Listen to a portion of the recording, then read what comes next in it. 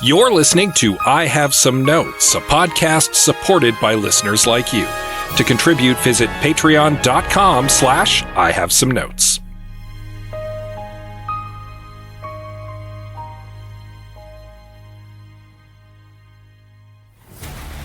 How about this premise? A violent action romp about a guy who cannot feel pain. We'll watch as his body gets absolutely brutalized, but he just keeps bouncing back. Isn't that most action movie heroes, though? Guys just walking things off that would have killed them in reality. Yeah, good point. Okay, but when it happens to this character, he doesn't even react at all. I have some notes.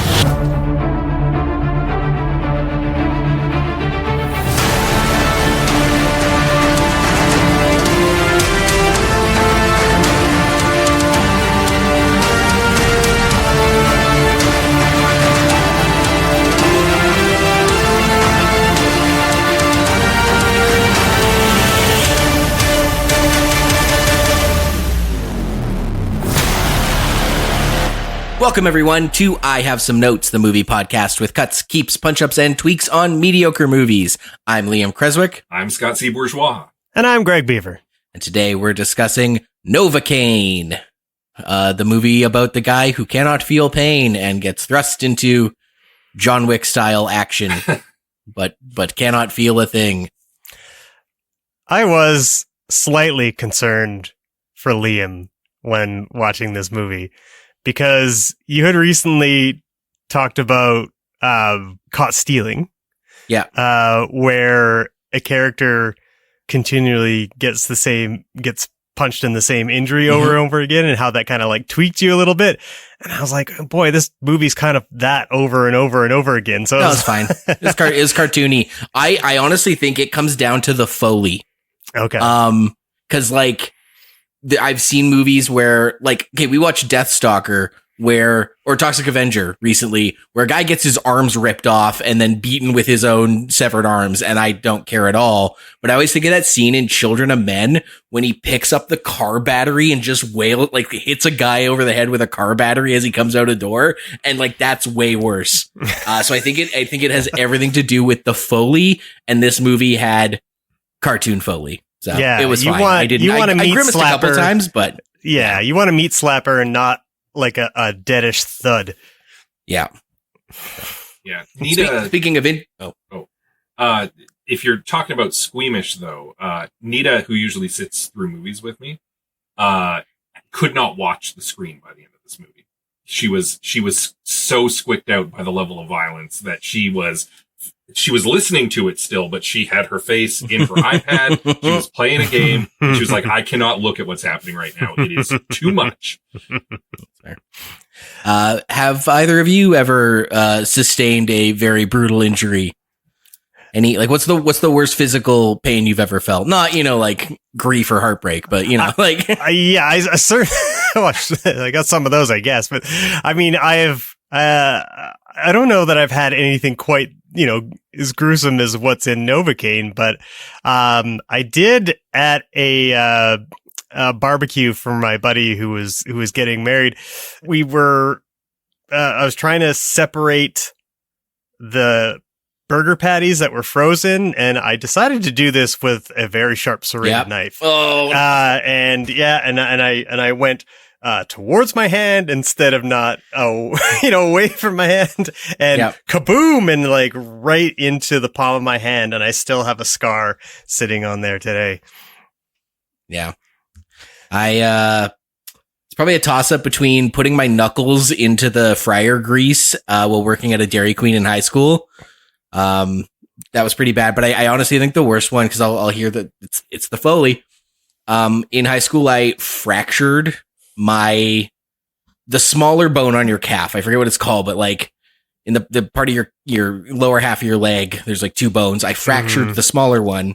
So I was on crutches, wasn't going to be long because it was just a fracture, but I got cocky, tried to go up two steps at my parents' front door, and had to fall backwards because I lost my balance on the crutches and put my foot, the broken leg or the fractured leg, down onto the sidewalk to catch myself. And it went from fractured to broken, and I will hear that pop sound for the rest of my life. Oh, yeah. Yeah, I was playing hockey, ball hockey 3-on-3, and I was coming around the net chasing the player that had the ball, and I just planted my leg and my knee hyperextended, and it wasn't that it was so painful. It was just the shock of feeling my knee go the wrong way. Yep. That just made me scream. And I'm like, I just belted out probably the loudest scream of my entire life at that moment. Cause I really thought like I've completely busted my leg is what I thought. And I'm pretty sure if someone had a microphone and a good recording device that it would have become the new Wilhelm scream. I actually finished the game, believe it or not. Like it, it was. I mean, I was obviously playing way more cautious, and I didn't really have any long-term effects from that. But it was just the weirdest feeling, and just freaked me out. Scott, are you a bubble boy? I've been pretty lucky, but I have crushed my finger before. When I was a kid, I was being incautious while closing a van door, and my finger got in the way, and I slammed the van door onto my finger, and it latched. So, and I was over at a friend's house too. So his mom, who had been driving us somewhere, freaked out, and she's trying to unlock the door to get me out because I'm stuck in the door screaming because I've just got my finger caught in there. Mostly just broke it. I lost the fingernail, which grew back funny. So I've got a weird scar on my fingernail.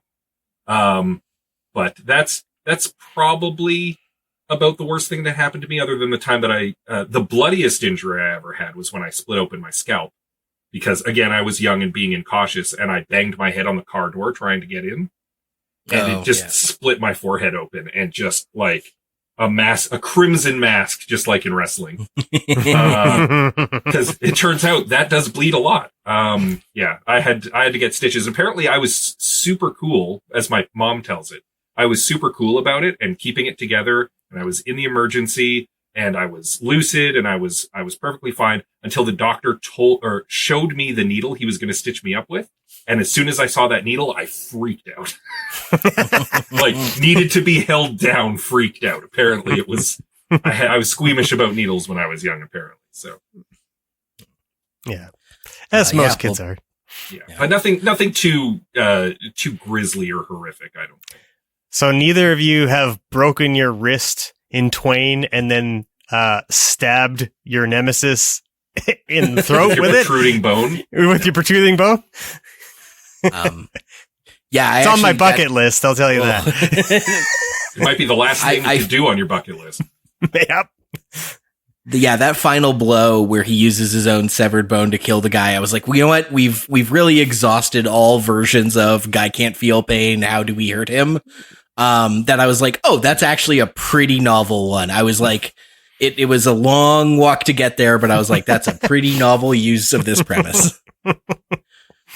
So we're, of course, Novocaine came out in 2025, directed by Dan Burke and Robert Olson, written by Lars Jacobson.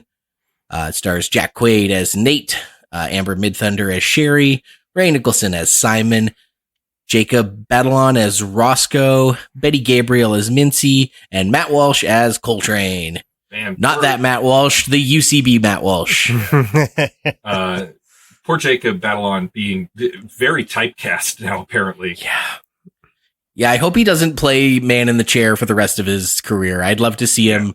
I'd love to see him as like a villain, even if it was like a villain in a rom-com, like he's some kind of like toxic ex-boyfriend or something. Maybe, I don't know. Yeah. But it's a shame that, like, as soon as you hear his voice in this, you're like, okay, he's playing basically his Spider-Man character, and he is. Yeah.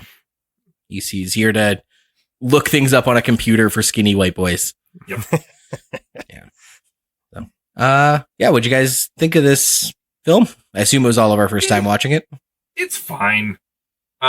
It's my problem with it was that there was a lot of kind of tonal whiplash throughout. Like the movie couldn't decide if it wanted to be a slapstick comedy or if it wanted to be brutal. And there are moments where it's funny, haha injuries, and there are moments where it's like, oh God, no, why is this happening?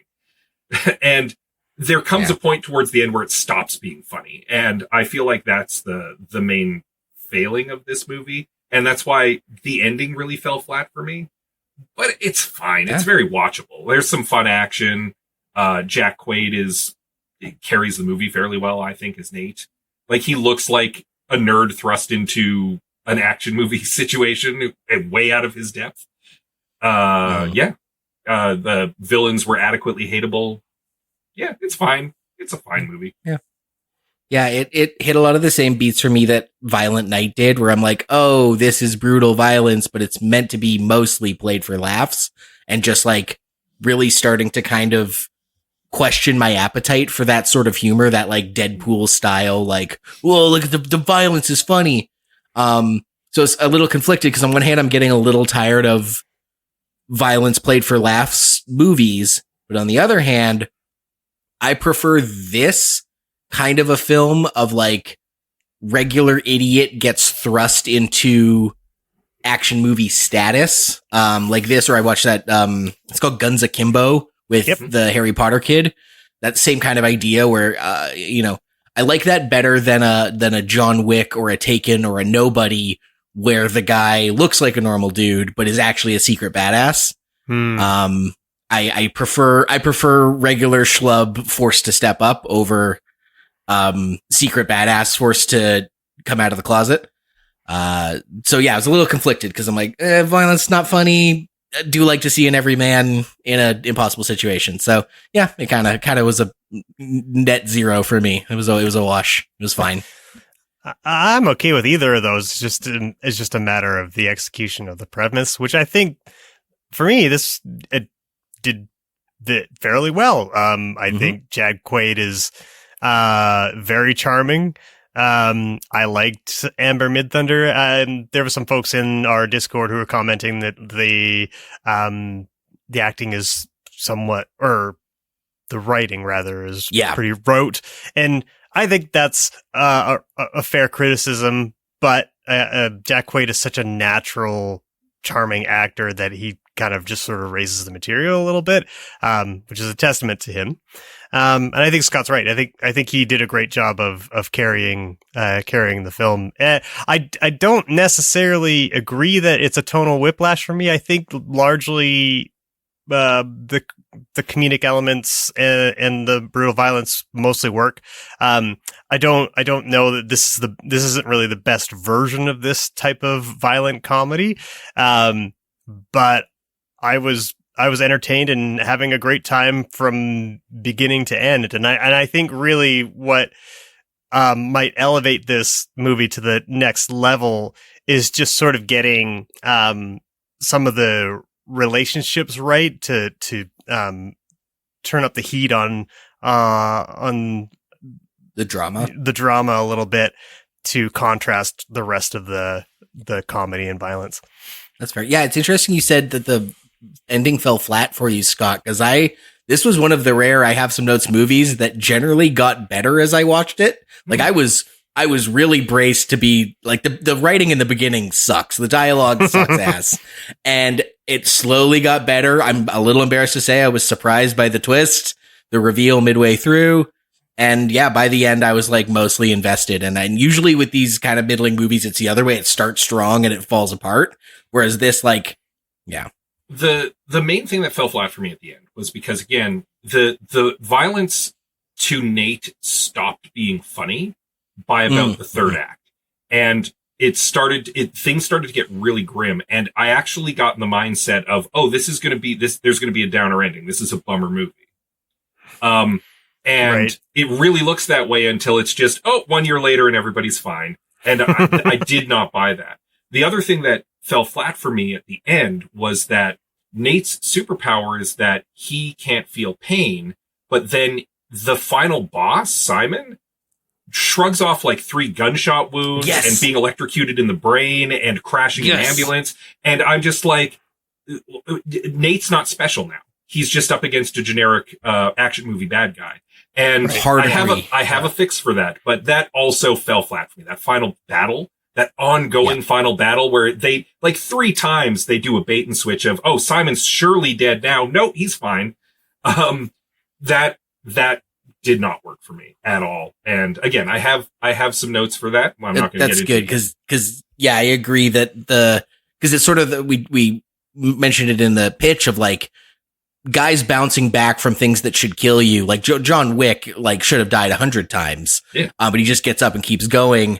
And up until the final fight with Simon, they do a good job of showing Nate not reacting to any pain and everyone else genuinely reacting to pain. Like the fight with the tattoo artist was sick because that guy seems like he's actually being hurt by this fight, and and then they let that all fall apart, and it's just another dumbass action movie in the final bit. I argue that was one of the better fights in the movie because that guy is genuinely distressed, especially as Nate starts self-destructing to do more damage to him. Like he looks genuinely concerned at some points. Like what is happening?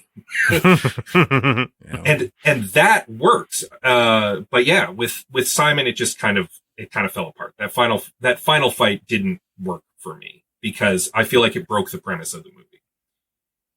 Nate should be the implacable man. And Simon was an implacable man. And he was an implacable man who not only wasn't reacting to the damage being done to him, but was also not being horribly mutilated. So he just came across as a generic action movie bad guy. And it didn't. But yeah, that's my main quibble with the ending. That's why it didn't really work for me. Well, let's go to the trailer and the plot summary and then get into the notes of it all. I'm just a regular guy with a regular job, but I've got this condition where I don't feel pain. Hey, there we go. Oh my God, you're a superhero. No. Can you feel this? Definitely feeling something. Last night was amazing. Get on the ground! Open the vault! Cops are here early! We need a hostage. Oh my God, what am I doing?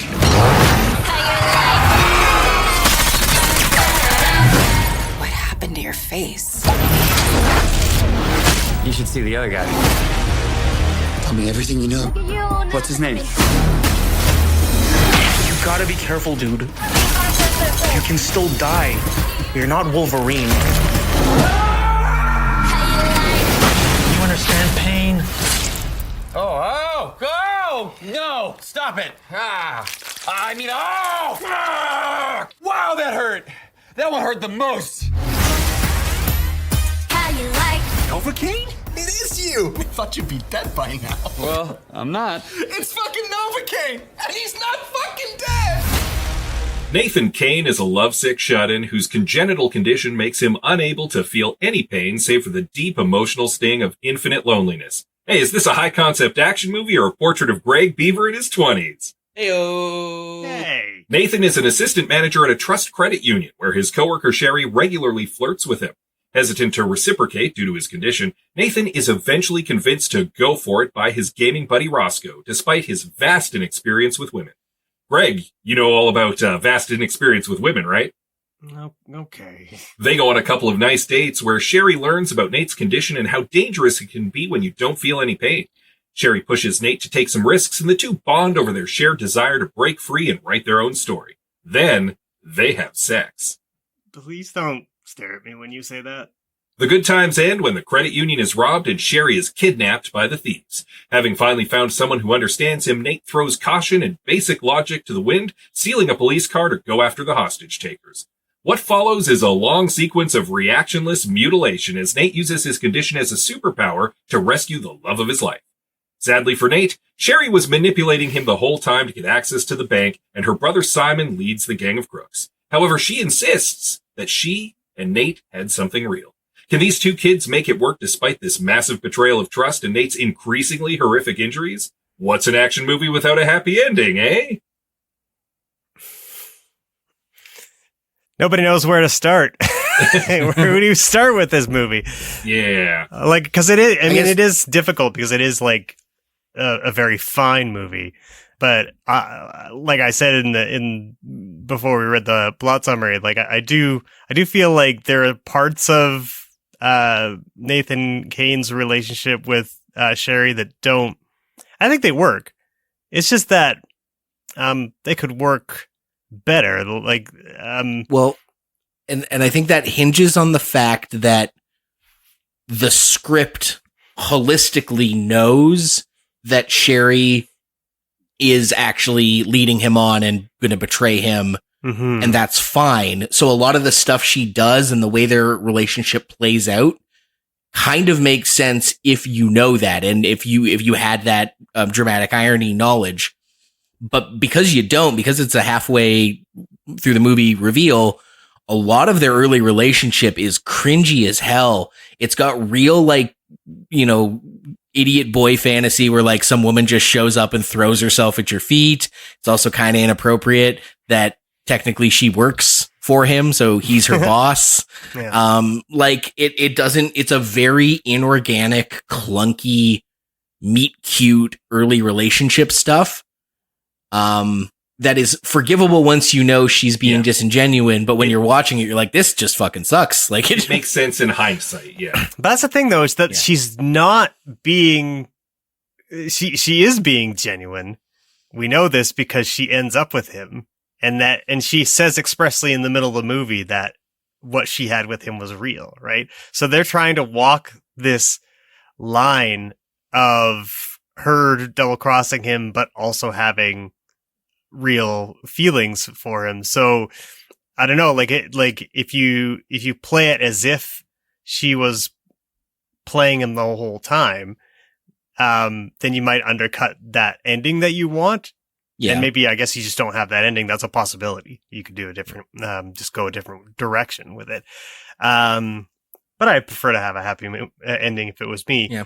I think the other way that it can go is, you know, to do, like you said, like to run it as if we know that Sherry is playing him, but that she keeps getting tweaked by, actually, I kind of like this guy throughout their early relationship in the movie. Yeah, you know, that's an interesting fix, because I was going to say, like, it's sort of forgivable in hindsight, but it just makes clunky dialogue early on. But we also, like many women in action movies, don't really get to know much about this character. So if we learned from the outset that she's in this weird relationship, like lowercase r relationship with her brother, kind of abusive, she's being made to manipulate this guy, if for no other reason, it would give that character more interesting things to do, maybe agency, because we see her manipulating him and then also being like, oh, I'm here to manipulate him, but that was actually a really cute thing he said and he really flattered me. Yeah. As opposed to just like, I want to fuck you. Can we go to a bar? I'm going to put my hand on your leg. Hey, let's go back to your place. Yeah. Like you know, both these characters are supposed to be trapped, right? Like he's trapped by his condition.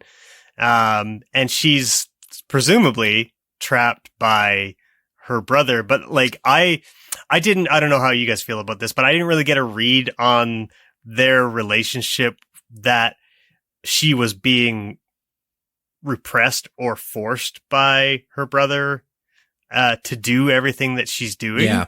And I kind of think it would be better if it was played that way. If he was much more of a controlling type character, who is basically using, just, you know, completely forcing her to do all these things, right? Mm-hmm. No, and I think that would make her an interesting character, and the only place to really put that is at the beginning, before it's revealed in the movie as is. Because if you try to cram that into the back half, like after she's been carried at gunpoint to the hideout, it doesn't matter. Like the jig is up. We don't need to learn about their fucked up toxic relationship any more than the little bit that's already there of her being like, I told you I was done. You killed people, not me. You know, like you kind of fill in the blanks yourself. Yeah, you're 100% right, because like by the time you get to that point in the movie, we're already like really chugging along with all of the action and things like that. So I think maybe there's maybe there's a feeling amongst the writers, directors that like if you slow down for a bunch of character development there, you're going to end up losing a whole bunch of momentum. So front loading everything makes a lot more sense. So yeah. I wonder if there's a way to hide that in the subtext rather than just having the cold open of the movie being, we're a bunch of thieves and we're going to rob this bank. You need to go seduce that guy. Rather play it so while she's trying to weasel her way into his good graces to try to get some information. If she, as he's disarmingly nice and she opens up to him, she can just kind of subtly reveal some of that information. Like, oh, like, rather than her lying and saying, I'm just an orphan who left my family, like mention she's got a controlling brother that she's kind of under the thumb of and stuff like that. Yeah, but we don't have all the information. That's a much more elegant way. We get puzzle pieces that all click into place when she gets kidnapped, and then we're at the hideout and she's like, Simon, I'm not comfortable with having done this. And then you're like, okay. Oh, that's the brother. And you know what I like about that? I was about to say, as you were describing that, I'm like, I think that kind of subtext is outside of this movie's wheelhouse, given all the other dialogue, but I don't think it is. I don't, like you convinced me it was something this achievable for this movie. Yeah, absolutely. I think there's definitely there's a lot of that stuff in the DNA of it. It just like, it would it's take not quite too there. much to bring it out. Like one thing I thought about we're just going to be headlong into fixes here. So whatever. Like I thought about, if we're going to have like little breadcrumbs, as Scott suggested about her motivations, like one thing that could be done in the sequence where they have a great date and then they sleep together and Jack Quaid wakes up and he finds that note she left him with the cherry pie and sherry written on it.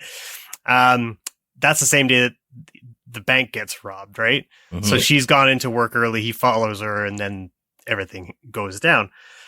What I thought would be kind of interesting is if she found a way to try and mess with him a little bit to prevent him from showing up, but we don't really know why that's happening. But I was thinking, like, because they make a deal of his watch, right? Like he keeps good time because he's like, he can't sense that he has to pee, so he keeps a tab on when he's got to pee or whatever. So the watch is already being introduced as something where he's very meticulous about it. He might be meticulous about his alarm. So kind of when he wakes up in the morning, his watch is in a different place than it normally would be. And he kind of realizes like, oh, okay, well, my alarm didn't go off. Weird. But that's all of what we as the audience get. And then he just kind of goes into work.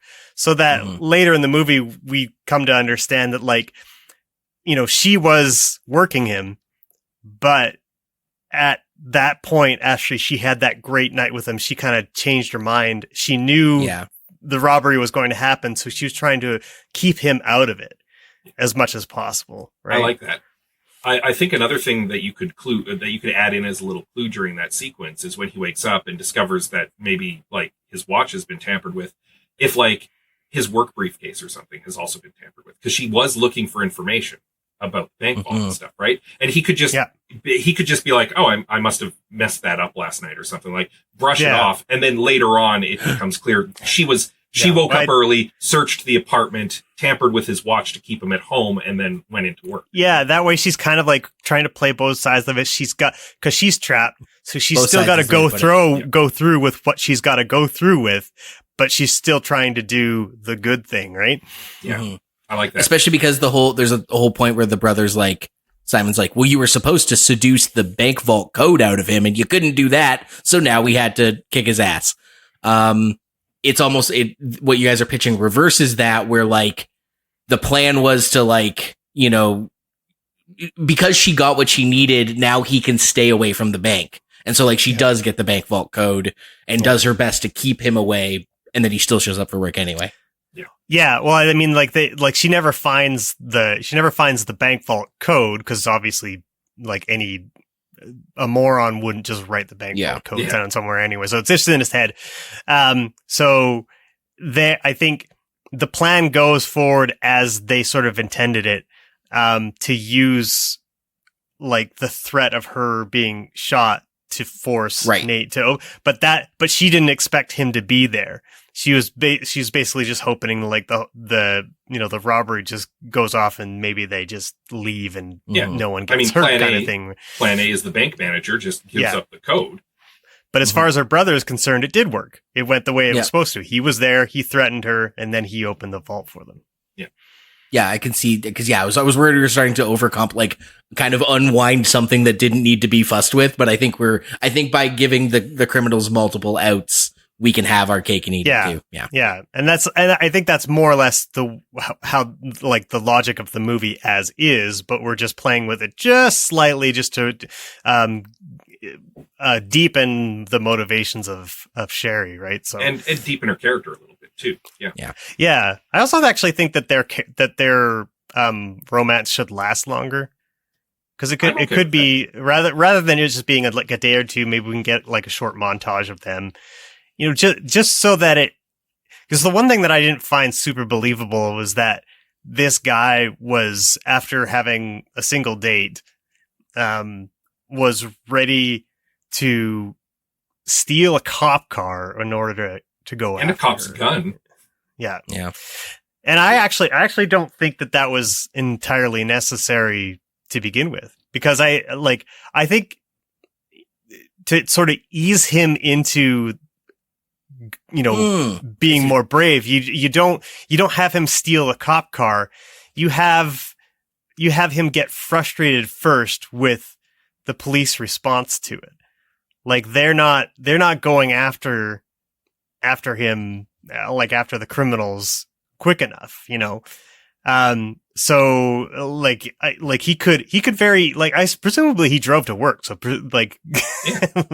right. Like he could have just taken his own car or whatever. And I think then you can play with, him having this building adversarial relationship with the cops as the movie goes along.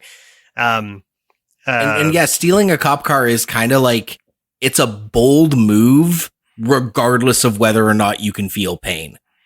So like to have him do it so early is kind of like antithetical to the arc he's going to, Yeah. He can still steal a cop car, but he does it later.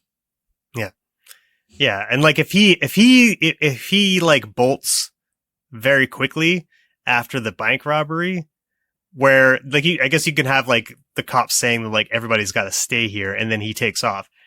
Like they could still think that he's in on the robbery, as they do in the movie, because he's just left the scene of the crime when he's been ordered not to, Yeah. So that's a good, there you go. And then, so we don't necessarily have to like completely unravel everything to get the kinds of things that we want done in the movie, right?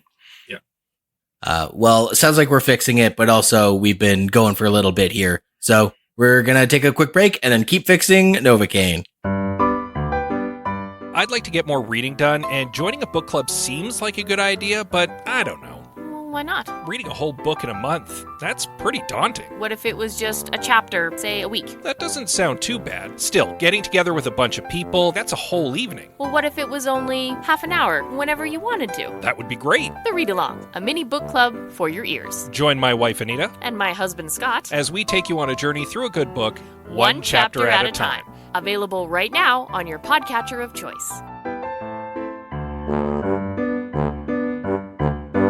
Welcome back to I Have Some Notes. We are talking Novocaine, starring Jack Quaid and some other people. I'm going to start. Usually I have pretty big picture fixes for movies, but this movie really is just a fairly boilerplate story holding together some very fun action scenes using this interesting premise. And all the action scenes, I don't know about you guys, I think are fine. There's the restaurant with Ben, there's the tattoo parlor, there's the house full of booby traps, and there's the thing at the end with a few little bits scattered in between. And four great action beats, hooray and hooray. Yep. It's everything in between that was like really having a hard time stomaching, because certain some of the action scenes kind of ask you to like suspend your disbelief and go along with very contrived beats, right? Like the fact that Ben booby trapped his house before fleeing the country is very stupid, but we want to have a scene where our hero who can feel no pain goes into a house full of booby traps. I'll forgive that contrivance. But the contrivance I don't like is that the brother, he's getting all antsy. He's like, where's my brother? He's supposed to be back by now. You know what? I'm going to go to his house and look for him. And Simon's like, why would you do that? He booby trapped it. He's not going to be there. And of course he isn't there. Cause he's dead, but also like, why would you booby trap a house and then come back? So I'm just like, and there was a bunch of those. Same with the tattoo thing. I think it's cool that the guy he kills has a tattoo and that leads him to figure out his identity, to figure out where he works, to figure out where Sherry is. But it's so contrived that he sends the picture of the tattoo to Roscoe, and Roscoe's like, yeah, here's the artist who did it. Like, I don't think that's how tattoos, like... I mean, what I assumed, I guess with like a reverse image search, that's somewhat possible. I guess because I assumed, like, as soon as he took a picture, I'm like, oh, he's going to call Roscoe and get Roscoe to man in the chair this for him, get him some information. But I assumed Roscoe was going to use the picture to be like, oh, that's the symbol to a motorcycle gang. Right. Or that's a symbol right. associated with this, like, but to just be like, I found the artist of that tattoo is like, well, God damn it. So I have two fixes for both of those contrivances. Right. But anyway, I guess before I get it, I've been rambling. Did any sort of that kind of stuff stick out to you guys? Where you're like, come on. I mean, I didn't love the booby trap house either. To be honest with you, I didn't understand why it was booby trapped. And it seemed like a real convenient way to get him in a situation where he's going to get injured. It would have been just as easy for him to get some information and then intercept the brother somewhere else and just have a different fight scene in a different set piece location, right? Sure. Yeah. Like if one of the brothers had like this weird affectation where he was like, he brought like weird tools to the bank vault or whatever, that like kind of gives you an idea, like, okay, this guy's kind of like this sort of like weird whiz kid who's a bit of fancies himself a bit of an inventor. Sure, then it might work, but it does need to be set up a little bit. Fair. So I'm gonna say keep the booby trap house. It is super contrived, but this whole movie is contrived. I said in my Letterboxd review, it's like pro wrestling. Like, you kind of just have to be like, this is the dumbest thing in the world, but I'm here to have fun, so I'll buy it. But so this is my pitch for the booby trap house. Instead of the brother just sort of being like, I gotta go look there, I gotta go see if he's there, and then leaves the plan, leaves the crime hideout, that decision to leave is what is more absurd than a booby trapped house to me. And it's such a simple fix. If Buddy went to all the trouble to booby trap his house, he's probably got security cameras or alerts, and he probably shared them with his brother.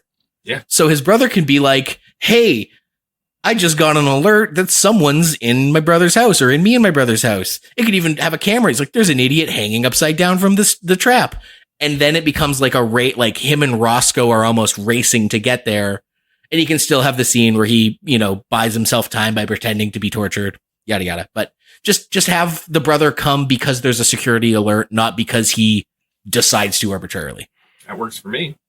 And then the other contrivance I mentioned of the tattoo thing, like I said, it's just like Roscoe isn't like, here's who did it, here's who the artist is. It's like, oh, that symbol, that illustration is associated with like a gang or a motorcycle club. Why don't you go there? And then, look, I don't spend a lot of time in criminal motorcycle clubs or like criminal gang hideouts, but there could be an in-house tattoo artist. You could still have everything play out the same. But or just like it could be, hey, like this is a symbol for this group, and I did some digging, and it turns out that they go to this place for tattoos. Yeah, and that's I think kind of what is written in the movie. It was too convenient. Much like earlier on when we were tweaking the beginning, that could be a little better presented, a little better revealed by the plot. So yeah, but other than that, and I don't think I got one more. I only had the 3 little bullet points. I'm gonna just hit you with them. Regardless of whether Sherry is deceiving him or not, I don't like that he technically sleeps with his employee. At one point, she even asks, like, "Oh, am I fired?" So that makes it gross. You're not supposed to do that. And she does not have to work at the bank for any version of the plan. The plan as it appears in the movie, the plan as we have pitched it, does not have to actually work at the bank to seduce him. So in my fix, she works at the diner, and he comes in every day, makes doe eyes at her. She finds out he's a bank manager and goes, "Oh, me and my brother can manipulate this guy." Great. Now he's not fucking his employee.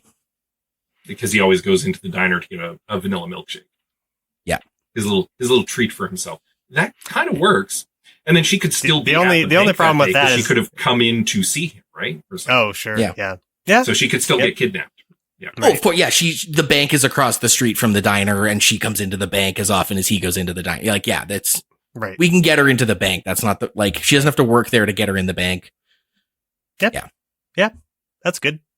And in fact, if we're tying it back to deepening her character a little bit, when he sees her in the bank the morning of the robbery, she could be like, "I have something to tell you," and then gets interrupted by the bank robbery. Classic. So he doesn't find, and he could read it as like, "Oh, she was going to tell me that she loves me," like, but she was actually going to warn him that there's because we've spent a little more time with their romance. Exactly. Yeah. It's not been 24 hours since they boned. Yeah. Yeah. So Greg's fixed the beginning. Liam, you had the middle, and my big problem was the end. So, I don't like the fight with Simon because Simon is just as implacable as Nate is supposed to be, and it completely undermines Nate's invincibility. So I think Simon is a sadist. Like, that's pretty clear throughout the movie. I think that he can dish it out. He can dish it out for days, and he comes across a guy who can take it for days. The problem with Simon is he can't take it. I think Simon beats the ever-loving crap out of Nate in the final set piece, and Nate just keeps taking it and keeps bouncing back. Simon is getting more and more frustrated, finally thinks he has Nate down, and then Nate does something largely inconsequential to him, like shoots him in the foot or something, and Simon just is done. Like, he just collapses, like, in a puddle, crying. He cannot handle the pain. I think that's a fun juxtaposition for a guy who can't feel pain to go up against a guy who just cannot handle it. And it's like the first time something has actually happened to Simon all movie. And you could subtly build up to it too. Like when he like punches the bank manager, he winces and like shakes off his hand and it starts directing people. Like little subtle stuff like that. This is a guy who just cannot take it. And then the moment he gets inconvenienced by something like a minor injury, something very survivable, he's just done. Like, he's cooked. His goose is cooked. He's done. Nate's like in shambles, like falling apart in pieces. Simon's like bleeding from a little like injury on his foot, and that's the end of the movie. I think that would be very funny. That would be very funny. It would be the landing of a punchline. It would be so good. And it would be a juxtaposition. The guy who just keeps coming and doesn't feel pain, and the guy who gets stopped immediately the moment he gets hurt. And it's also a good subversion of that thing we were saying about like all action movies, good guys and bad guys can just like take it for hours because that's how you get an action scene. So by subverting the action movie trope as well, we get something kind of original and funny, and it keeps the whole thing a comedy. Because that last 10, 15 minutes is not funny. Straight up action movie. Yeah. It's not funny. And I mean, his two goons, the two brothers, can still like keep coming despite getting hurt. They're obviously visibly hurting, but they're still coming. The tattoo artist, same thing. I think the joke is that Simon is sadistic and is psychotic and as brutal and violent as he is, just can't take a punch. And the moment he takes one hit, he's done. And I think that's just a funny way to wrap the movie. Okay, then can I build on that? Because I like that a lot.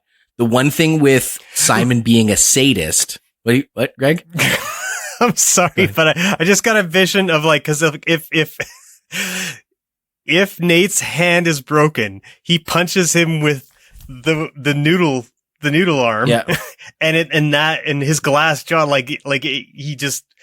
he gets knocked out, right? And then we've got the last shot is just like Nate looking at his floppy hand and very confused as to what just happened. That would be great. Like it ties into like even you can save the breaking of the wrist if you wanted to. Sorry, go ahead. You were gonna. Oh no, that's sick. Yeah, it really ham it up. But also, I guess the almost anti-climax of Simon going down.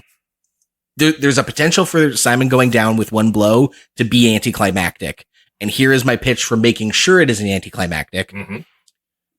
If Simon is a sadist, we need him spending a bunch of time torturing Nate. Oh yeah, we already have a torture scene back at the booby trap house where the one guy is torturing him and he's pretending to be hurt to buy time for Roscoe. But in my security alarm fix, we get this fun race between that guy getting there before Roscoe does, or who's going to get there. That tension, that like who's going to find Nate hanging upside down first, replaces the torture scene, and then the torture scene happens in the car thing with Simon. Yeah, where Simon's just brutalizing Nate to bother Sherry. Oh, that's sure. Yeah, that's fair. Because he's got Sherry at this point. Like she's told him she's done. He knocks her down, ties her up, and is like, I'm going to literally rip your boyfriend apart for this betrayal. I'm going to torture him to death. And she's like, no, don't do it. And then he starts, and Nate, of course, is maybe hamming it up just to like put him off guard. And then like, or he's more and more brutal. Or he continues to reassure Sherry that he's fine. Oh yeah. So like, and he keeps getting more frustrated because no matter what he does, he's like, I'm telling you, I'm fine, Sherry. Like, don't worry about it. Like he's And Simon is getting more and more frustrated and more sloppy. Mm-hmm. Yeah. And then finally, Nate, like he breaks Nate's thumb or something, and Nate's able to get his, just like in the movie, able to slip his hand out of the handcuff. And just like socks him, and Simon just goes down, is just done. And Nate is legitimately like, "What just happened?" The handcuff thing, dope. I like that a lot. And then the police can show up and discover that he's been tortured, and things have been cleared up by Roscoe because of the previous set piece, and things still kind of shake out the same. Yeah, the way that the current movie ends is that Nate is basically on the verge of death. Yep. And I was a little bit surprised by that, partly because there is a line as they're approaching the dock that Sherry says, like, our escape boat is there or whatever. So what I thought was going to happen is that because both of them had basically done plenty of criminal things, Nate included, that they were just going to get on the boat and like sail away. And it wouldn't really work in the current movie because like he's so injured, like that guy is not going to survive. Like it would strain Julie way too much to have them jump on the boat. But if he's not as injured in our version, maybe there's an opportunity for them to get away together on a boat with the money, and then they live. Yeah. And then they happily ever after. I kind of like the more realistic ending, where he ends up in the hospital for a very long time, and she goes to prison for a while. And I think that's you do get that nice, works. And you get the nice beat of the cop with the daughter being like, "Thanks, you saved my daughter." Yeah. I think we can. I think we can still have that in our new version. I think he still gets like brutally injured by Simon at the end. Like he's already badly hurt because of the two previous fights and the booby trap house, which we're obviously keeping. And then Simon just like brutalizes him. And then gets accidentally cut by his protruding bone and goes down like an absolute glass jawed. little brat and just like crying on the ground, blubbering, "Oh God, it hurts so bad." I think those are beginning, middle, end fixed. Yeah, pretty good. This movie was fine. It just needs the screws tightened up a bit. Yeah. I do have 2 observations about the booby trap house. A thing I liked and a thing I didn't. Okay. So I liked that Roscoe shows up on a motorcycle, so he's wearing a helmet so that he can get hit by one of the booby traps, but it's still not lethal. Yeah. That was a nice, I'm like, okay, that's a little that's clever. That felt like a good compromise of like. Yeah. He gets taken out of the fight for a bit, but is not so badly injured that he can't bounce back. Yeah. But how do you put a normal person in the booby trap house? Well, he happens to have a helmet on in that moment. Great. Yeah. That's the kind of contrivance I'm like, good, clever. What I pretty sure I caught a second screen viewing line.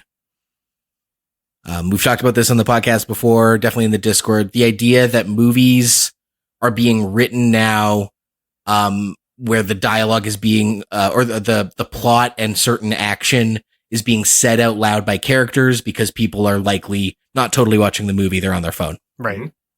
And so every booby trap in the house is, set up, paid off with inserts and reactions, even if the reaction is, huh? And not, ow. But when he gets shot by the crossbow, he goes, a crossbow under the sink. Like 30 seconds after we saw the insert of the crossbow under the sink. And he doesn't say that about any other booby trap. And I'm like, it was a pretty quick insert. And I think they wanted to make sure everybody who was on their phone saw where did the bow in his leg come from? Because it comes up later. It's like pretty relevant. It came from the crossbow under the sink. I will say I was disappointed in the booby trap house for one reason. When Nate first walks in, he takes a good look around the living room. He spots the funny Chekhov's gun on the wall that does not go on. And he spots a moose head. And I wanted that moose head to get used in a fight. Yeah. I'm not going to lie. Yeah. When he sends Roscoe out to go and help, I expected Roscoe to come barreling down that hallway with that moose head and stab the guy with the antlers. And it never happened. And I was like, Chekhov's moose never went off. I am very disappointed. Yeah. The one thing that I found weird about that scene was that they had booby trapped the fridge, and that sort of comes out of nowhere. And I think like if you had a scene earlier in the movie, and who knows, maybe they shot this, but where the two brothers are bantering back and forth, and one is mad at the other for like stealing their cheesecake out of the fridge or whatever. And then it would be kind of like a fun nod to like, oh, okay, well, he was going to get back at him by literally booby trapping the fridge. So it'd be fun to sort of plant that idea in the audience's head for another comedy beat. Yeah, the booby trap house needed to be set up a little better. Yeah, it's really just an excuse. Yeah. I think part of this is kind of what I was talking about at the beginning too, is that the movie can't decide if it wants to be a slapstick comedy or like a brutal action movie. And it needs to stick to one of those two lanes. And I think we all very much agree it needs to stick to the comedy lane. It needs to be a little more slapstick, and it needs to be, which is again why I think the weird anticlimactic fight with Simon works, which is why I agree you kind of lean into the booby trap house. I think the movie could be sweet and funny and kind of like brutally slapstick, and it can work. Yep. It's the third act didn't work. The first act could have been a little more tight, and the second act needed to be jiggered with a little bit. Yeah, set up a little bit more. Yeah. Yeah, again, the screws just needed to be tightened up. This needed like one more pass. Yeah. But overall, like I would actually the dialogue. Sure. Yeah. I would recommend this movie to other people though. And like if you're looking for a little Saturday night fun, then Novocaine is perfectly fine if you're not to turn squeamish. On. Yes, if you're not squeamish. Again, Anita could not finish this movie visually because she was so squicked out by the horrific injuries that Nate had sustained by the end of the film. Yeah, I mean, I winced here and there, but like I'm so desensitized to stuff that like it just I think I would only recommend it if you were watching it with like a big group of people. Like not even like watch it in a packed theater. Just like have a couple people over for beers and hangs. It's a good like communal laugh and react kind of movie. But like Amanda watched the first little bit with me and then she noped out because the first act sucks. But if I had like watched this alone in the dark, I think I would have been a lot more negative on it. But Amanda and I, because we watched most of it together, I was like, okay, this is like, we're having fun. And I think more people would have also made it more fun because you get to see everyone's reaction to different kinds of violence, or experiences. Right. Yeah. Yeah. I mean, if you're looking for a Jack Quaid movie that is, better than this one, I would recommend checking out Companion. That one almost made my, best of the year list. It's very, very good. And Jack Quaid's like, typically Jack Quaid's playing Jack Quaid in a lot of stuff. That's cool. But in this, he's doing something a little different, and I don't want to spoil anything, but, it's a really strong, performance for him and a really strong, script as well. Yeah. I also recommend, I would recommend Companion over this. So. Oh yeah, 100%. Yeah.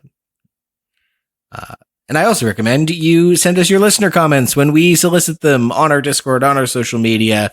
We give you the heads up on the next movie we're doing. We want your comments so we can read them on this part. Join you in the conversation. Tech has some notes. They say, I want to solve 2 issues here. I want to feel less icky about a power fantasy built out of a real world disability, and I want a little stronger sense of consequences to the injuries. Which when I read that, I did have to go like, this is a real disability. I thought it was maybe just made up for a movie premise, but it is a real condition. Mm-hmm. And don't read the Wikipedia. It's a drag. It's like a 1 in like 25 million people. I forget that number, but like it's a very rare condition. And then also most people with it don't survive past 3. Yeah. So yeah, it's, which makes total sense. Like if a baby doesn't know when something is wrong, then like neither do the parents or doctors for that matter. So yeah. And I guess it also it comes with something of like, they can't sweat, so they can't regulate their own body temperature. So basically the first time you have a fever, you die. Oof. Yeah. Yep. That does sound like a drag. I'm sorry. Sorry. Going down that anyway, road. Tax. But I guess it is worth noting that this whole premise, hinges on a real condition people have. And that's like, I can see people maybe being a little icked out by that, if not the violence. But nonetheless, Tack has a fix. Nathan does not have a genetic condition and is, in fact, extra sensitive to, or at least anxious about pain, and lives an overly cautious life to avoid all discomfort. In response to a comically minor injury, the hospital accidentally injects him with an experimental numbing agent that will hopefully wear off eventually. Should have happened by now, but he's now days into this numbing effect.